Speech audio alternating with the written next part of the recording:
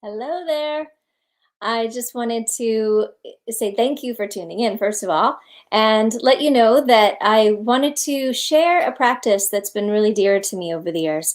Um, let's see, about over a decade ago, more than a decade ago, my goodness, probably 15 years ago, I met somebody who is a psychologist who became a mentor to me. He was also a yogi and a Gestalt therapist, actually, specifically that kind of therapy. But he incorporated all kinds of practices that help people to get more and more comfortable with a charge of having more energy in their body.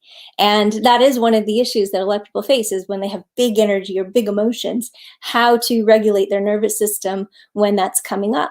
And we all have those moments, right? It's natural. But how to regulate, how to work with that in a very conscious way isn't just to block off the emotion, but find a way to work with your body and, again, your nervous system, so that the emotions naturally want to shift and change and not latch on to the anxiousness or depressive state. And this one exercise that he gave me has been one of the ones that I share probably the most in my personal practice, and certainly one of the most important ones I share in the Yoga and Healing Sciences teacher training and life skills course that I teach in partnership with Loyola Marymount, when we have done it every year. Gosh, for 12 years now. So I want to share it publicly because it is so useful. And I know a lot of people going through a lot of anxiety, also a lot of people dealing with depression right now. And it's something I address a lot with people in my office or over Zoom. So I just want to put it out there for the world. And I also want to honor the man who taught it to me. It came from some of his books as well. So Jack Rosenberg passed away, but I want to just honor him for having taught this to me and teaching so many people this particular exercise. I also want to give credit to the fact that this exercise is similar to things that I've experienced in Kundalini yoga traditions. So you may have come across it if you ever came across that kind of yoga. I haven't really experienced it in other forms, but if anyone out there has, I'd love to know.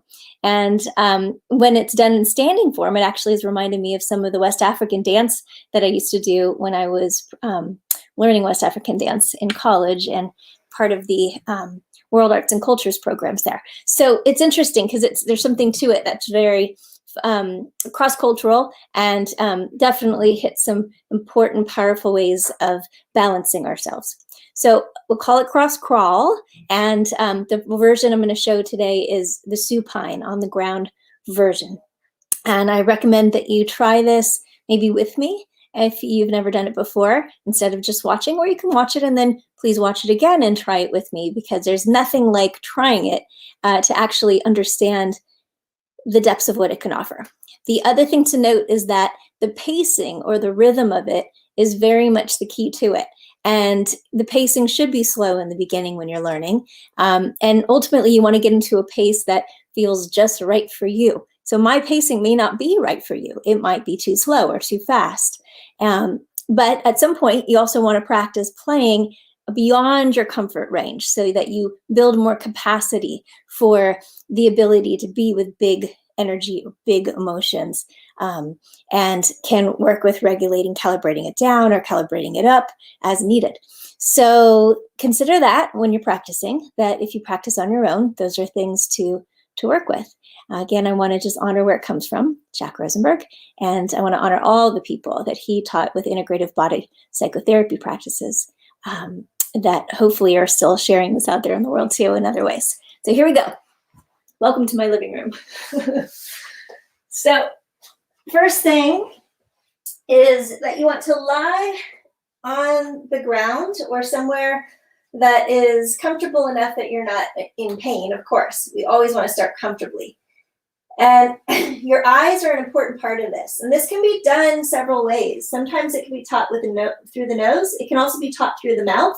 When I originally learned it, I learned it through the mouth, but I do recommend trying it through the nose because there's benefits to pranayama practice that go through the nose. One being that it also stimulates the pituitary, which is an important gland for expanding consciousness in the yoga practices, as we use it quite a lot.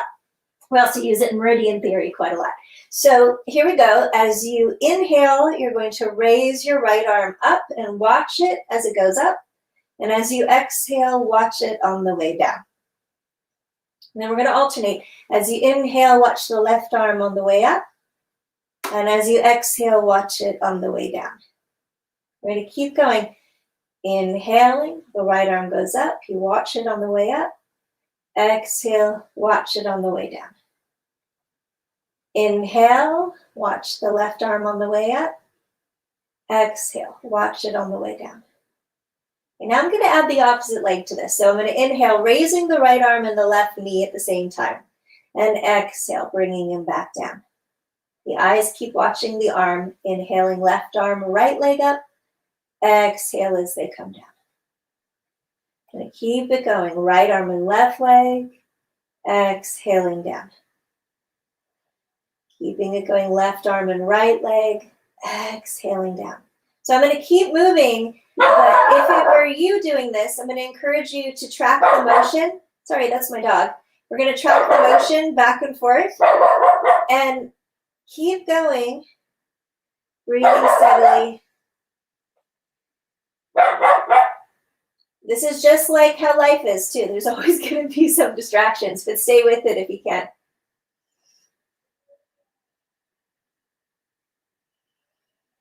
Soften your jaw. Keep your arms and legs firm, even as you soften your face.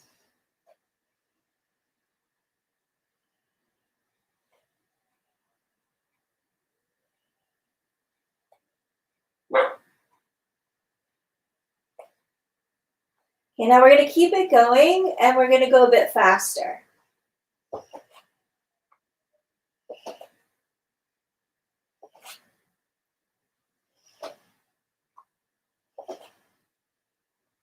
Keep watching up and down.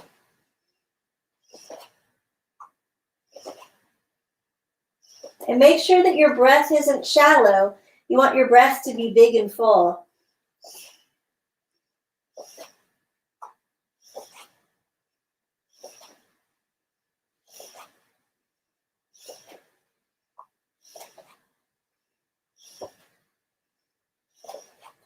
I'm going to start to slow it down.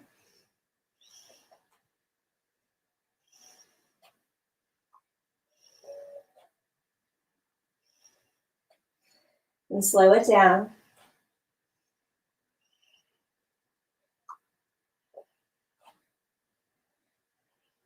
Slower and slower.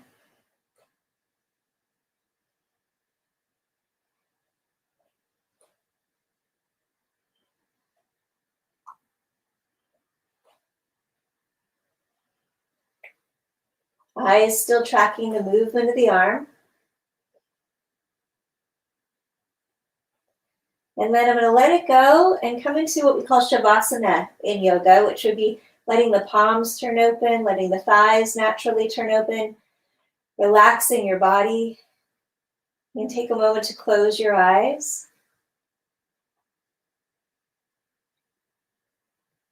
And if you're actually doing the practice, stay in it. Stay in it if you're still doing it. And consider that this is a great moment for meditation. So what we just did is a way of cleansing, opening, preparing the body for going into a deeper state of relaxation. When we go more rapid, it actually can activate the nervous system. When we slow it down, it calms the nervous system. And it can be very useful. I've worked with people that come in my office who have anxiety, and we can do this, and then we bring it to really slow patterning with it. And they tend to get really deeply relaxed. And then people that have come in with depression will learn how to rev it up and kind of elevate and work a little faster. And then they work with feeling that excited energy. But interestingly, it's excited but calm somehow at the same time. So this is a really valuable, wonderful thing to practice. Be gentle with yourself. Be gentle. Just start with it kind of slow and not too long. We just did this for less than 9 minutes. I think more like 8 actually in the actual practice. And that's a good starting place. But when we're working with this, either I am or you are on your own, I recommend that you maybe do a couple of series of it. So you're doing one and then you might do it again. And give yourself time and space afterwards to rest, to just be with yourself, to see what arises. Sometimes big emotions arise. Sometimes people have tears. Sometimes people feel relief and have laughter. Sometimes there's just that deep calm. Sometimes there's a lot of thoughts that arise. Sometimes there's a place of feeling like there's no thought. And you just let it all move through you. And just be with it.